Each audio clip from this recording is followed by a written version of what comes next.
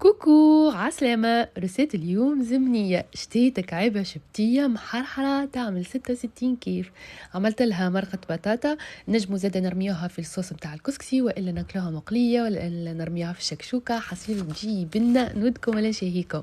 شنو باش نستحقوا لها؟ قطعت لها زوز روس بصل كبار، من المستحسن لك اللي يكون عنده العروش الخضراء ذاك كان موجود، ربطة مع دنوس كبيرة، ولهني اني باش نكهها بشوية لحم، قطعته جوية كيف ما هكا، تنجموا تحطوا شحم وتنجموا ما تحطوا حتى شيء.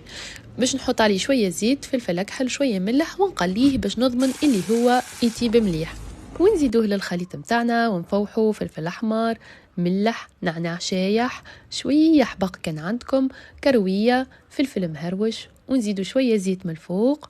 وباش نزيدوا السميد متاعنا نزيدوه بشوية وعينا ميزاننا. أنا حسب التقريب استعملت 130 جرام سميد كسكسي راهو، ونبداو نعجنوا في الخضرة متاعنا كيف ما هكا تخش علينا، نعجنوا في عجينة باش كل شيء يتجانس مع بعضه، ونزيدوا العظم متاعنا بشوية بشوية ونخلطوا.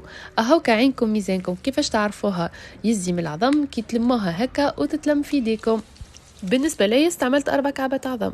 لهني باش نحطوا نقليوها على نار متوسطة. إذا كنت تحبوا تاكلوها مقلية جودوا فيها شوية باش تطيبلكم الخضرة مليح، وإذا كان باش ترميوها في المرقة تنجموا تخليوها هكا مكعبرة وغليظة شوية كيف ما هكا. وهذه كانت تبارتي اليوم، وصحة وفرحة.